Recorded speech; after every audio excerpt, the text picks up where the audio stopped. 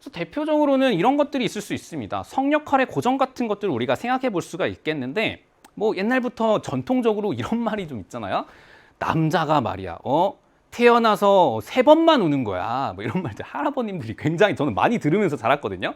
근데 뭐 남자는 울면 안 되나요, 여러분? 그런 건 없어요. 예. 만약에 3번만 울어야 되면 저는 이미 거의 죽은 목숨이에요. 너무 많이 울어서. 예. 지난주인가? 지지난주인가?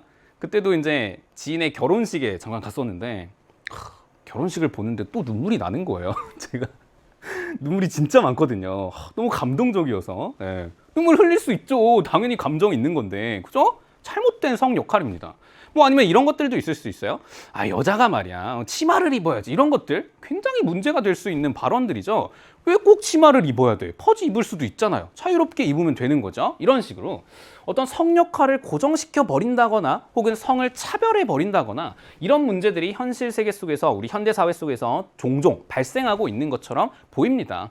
그래서 이런 양성평등의 문제를 해소해 보고자 다양한 사상가들이 이론을 주장했는데 3명의 사상가를 볼 거예요, 여러분. 첫 번째는 배려윤리라는 입장이에요. 배려윤리.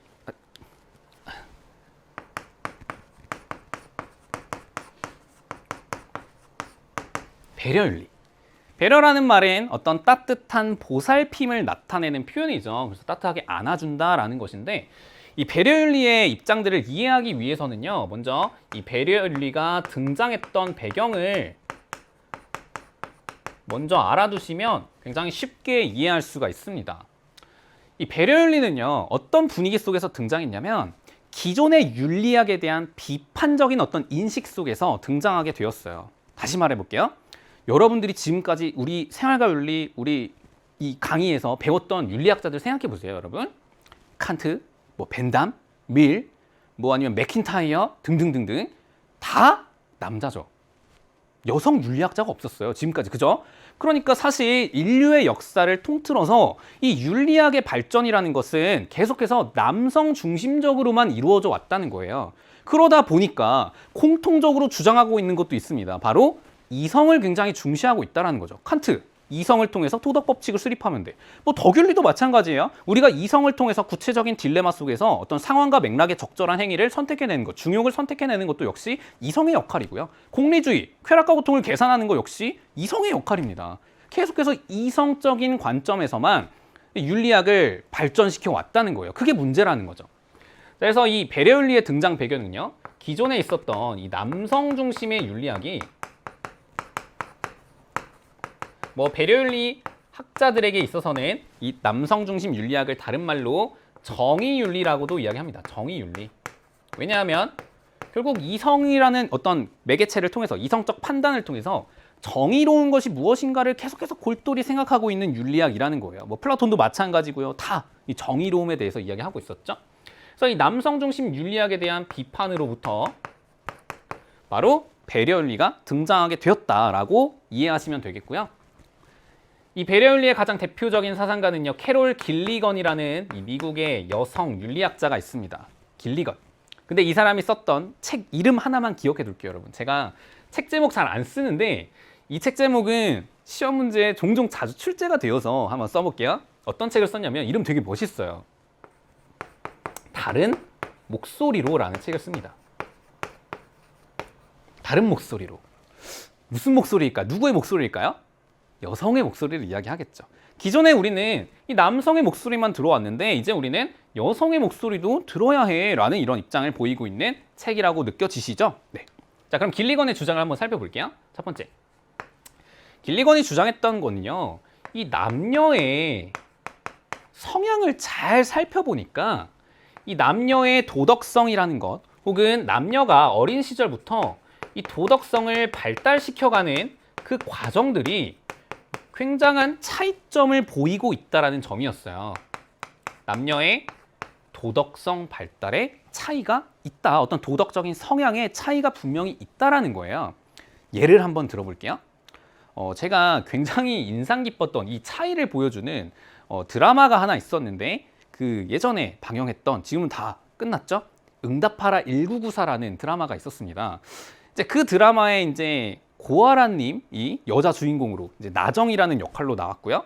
이제 뭐 남자 주인공들도 되게 많았죠. 뭐 손호준님이라든지 뭐 정훈님 등등 뭐 유연성님 해서 남자 주인공도 굉장히 많이 나왔단 말이에요. 그래서 이 남자 주인공들과 이 여자 주인공 사이에 이 어떤 청춘 스토리 이런 어떤 드라마였잖아요. 근데 그 드라마에서 어떤 에피소드가 하나 있었냐면 간단하게 소개할게요. 이 여자 주인공이었던 나정이가 어느 날 질문을 여기저기 던지고 다니는 거예요. 내가 집을 이사를 갔는데 페인트 칠을 새로 칠했어. 그래서 방 안에서 페인트 냄새가 너무 많이 나서 창문을 열었더니 창문 밖에서는 연탄 냄새가 너무 막 연탄을 떼고 있어서 연탄 냄새가 막 확 들어오고 있어.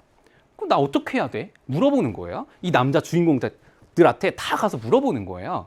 그랬더니 이 남자 주인공들이 다 에이 그래도 페인트 냄새가 낫지 연탄 냄새 맡으면 어떡해 하면서 창문 닫아 뭐 이렇게 이야기하기도 하고 또 어떤 사람은 그러면 그냥 다른 집으로 이사가 잠깐 뭐 대피해 있으면 되겠네 뭐 이런 식으로 이야기하기도 하고 계속해서 이런 답변들만 주고 있는 거예요. 그런데 그 와중에 이제 유연성 님이 맡으셨던 이 칠봉이라는 캐릭터가 와서 탁 등장을 했더니 이제 또 이 고아라 님이 이 나정이가 물어보죠. 어떻게 해야 돼? 물어보니까 칠봉이가 거기서 딱 한마디를 던집니다. 근데 나정아 너 괜찮아? 라고 이야기를 하는 거예요. 차이점이 뭐죠? 이전에 있었던 이 남자 주인공들은 해결책을 자꾸 제시를 하려고 했어요. 그런데 이 칠봉이는 이 나정이의 어떤 상황에 대한 공감을 발휘했죠. 이런 차이가 있다는 거예요. 그래서 이 한마디가 바로 이 여심을 울렸던 한마디였거든요. 저도 그걸 보면서 와, 저 정도는 돼야 여자친구 사귈 수 있구나. 약간 이런 생각을 했었는데 이런 차이입니다, 여러분. 다시 한번 정리해 볼게요. 자, 남성들은요. 기본적으로 뭔가 이 해결책을 자꾸 제시하려고 해요. 뭔가 이성적인 판단을 내리려고 하는 거죠. 그리고 이 이성적 판단을 통해서 자꾸 잘잘못을 따지려는 이런 성향들이 있다는 거예요. 뭐 정의를 따진다든지 올바름을 따진다든지 뭐 공정성을 따진다든지 막 이런 것들을 따지는 것을 굉장히 좋아하는 어떤 특징들을 보인다는 것이 길리건의 분석이었습니다. 그래서 남성 중심 윤리학을 뭐라고 부른 거예요? 바로 정의윤리라고 부른 거예요.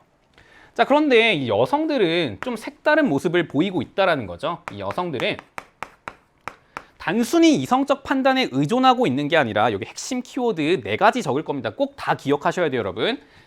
어떤 남들과의 사회적인 관계를 중시하고요. 그죠? 그 속에서 무엇을 원하고 있어요? 공감을 바라게 된다는 거예요. 공감을 바라고.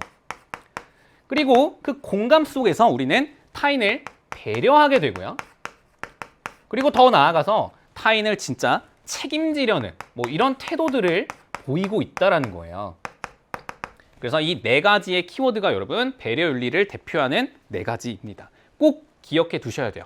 그래서 여성들은요 사회적인 관계 속에서 공감을 통해서 배려를 실천하는 이 따뜻한 마음으로 안아주는 이런 책임을 발휘하고 있더라라는 거죠. 이게 바로 남성과 여성의 차이점입니다.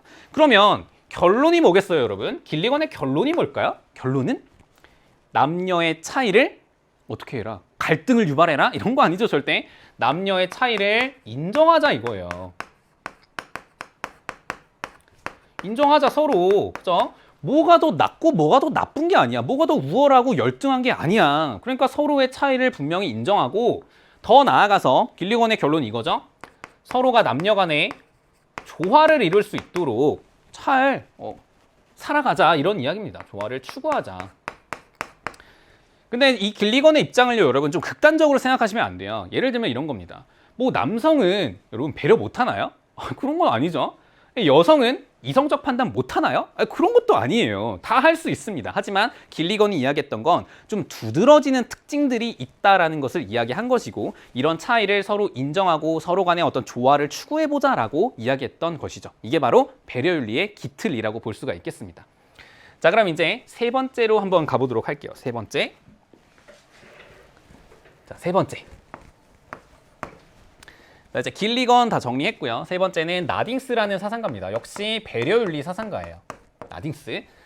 길리건과 마찬가지로 미국의 교육 철학자이고요. 이 사람도 이제 길리건의 어떤 이런 배려윤리적인 어떤 학문적 성격들을 그대로 이어받았던, 그죠? 이제 연결시켰던 뭐 그런 사람이라고 생각하시면 되겠습니다.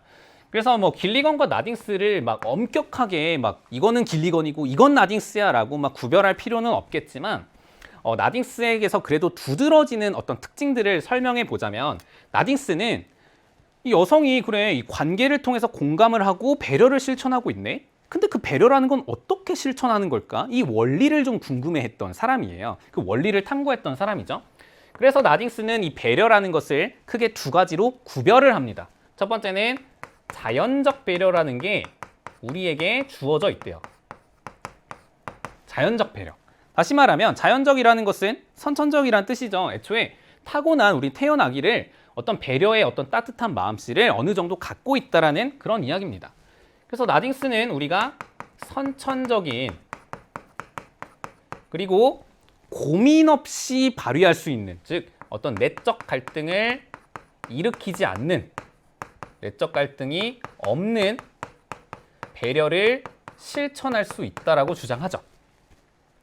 자, 그런데 선생님, 선천적인 건지 어떻게 알아요? 라고 물어보면 나딩스가 하나의 예시를 들어줍니다. 바로 모성애를 이야기해요. 이게 진짜 대단하죠, 여러분? 모성애는 논리적으로 설명할 수 없는 그런 것들이 있잖아요. 그죠? 자식에 대한 부모의 사랑, 뭘로 뭐 평가할 수도 없고, 뭘로 분석하기도 어려운 그런 모성애. 그 모성애가 바로 우리가 갖고 있는 자연적 배려의 원형이라고 주장을 합니다. 누구나 갖고 있다, 이런 이야기예요. 그래서 여러분들의 부모님들도 보세요. 여러분들에게 무슨 대가를 바라고 사랑을 주시는 게 아니잖아요. 이 무조건적으로 그냥 여러분들이 소중하기 때문에 사랑을 베풀어 주시잖아요. 누구나 갖고 있다, 이런 이야기죠. 그런데 우리가 언제나 이 자연적 배려를 발휘하지는 않는다라고 또 나딩스는 주장합니다. 그래서 때로 우리는 어떤 배려를 발휘하게 되냐면 윤리적인 배려를 발휘하게 된대요. 잘 보세요, 여러분. 잘 보세요.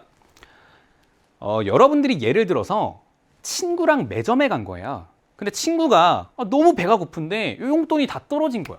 그래서 이제 빵을 사 먹을 돈이 없는 거예요. 그래서 친구가 여러분들에게 한마디 한 거죠. 나 빵 하나만 사주면 안 돼? 나 다음 달에 용돈 들어오면 너 사줄게 하는 거예요. 그랬더니 여러분들의 지갑에도 얼마가 없었지만 여러분들 사줄 거예요? 안 사줄 거예요? 충분히 사줄 수 있겠죠. 그래, 내가 빵 하나 사줄게 하면서 이제 쉽게 사줄 수 있을 거예요. 근데 사실 친구에게 빵 하나는 쉽게 줄 수 있는데, 예를 들어 볼게요. 반대로 저 멀리 사는 이 아프리카에 사는 배가 고파하는 그 난민들에게, 그죠? 기아를 앓고 있는 그런 사람들에게 빵을 보내준다라는 생각을 하게 된다면 좀 고민을 하게 돼요. 그죠? 왜일까요? 차이가 뭘까요? 바로 배려윤리의 주장에 의하면 관계 때문입니다, 여러분. 우리는 이 친밀한 관계 속에서는 생각보다 공감과 배려를 쉽게 발휘하는데, 반면에 이 먼 관계 속에서는 이 공감과 배려가 쉽게 발휘되지 않는 그런 경향성들을 갖고 있다는 거예요. 그래서 우리는 자연적 배려를 갖고 있지만 모든 관계 속에서 그 자연적 배려를 발휘할 수 있는 건 아닙니다. 그래서 우리는 의식적으로, 그죠? 윤리적인 배려는 의식적인 배려를 이야기해요. 그래, 비록 나와는 좀 거리가 있는 사람이지만 뭐 배고픔을 겪고 있는 아프리카에 있는 아동들에게 공감해 볼 수 있겠죠. 그리고 배려를 발휘할 수도 있겠죠. 그리고 나딩스는 그래서 이러한 배려를 뭐라고 표현하느냐, 여기 되게 독특한 표현이 나오는데요. 의식적인 혹은 의무적인 배려라는 표현을 씁니다. 의무적인 배려다. 여기서 말하는 의무를 여러분 칸트의 의무라고 생각하면 안 돼요. 절대 그렇게 판단하면 안 되고요. 그냥 여기서 말하는 의무는 해야만 하는 것, 그죠? 어떤 의식적인 행위로서의 의무를 이야기합니다. 그래서 우리가 배려를 발휘하긴 하는데 그것을 해야만 하기 때문에 발휘하는 배려도 충분히 발휘할 수 있고, 이러한 윤리적 배려는 어디서부터 나오는 거다? 바로 이 자연적 배려로부터 나오게 되는 것이다 라고 이해하시면 되겠습니다.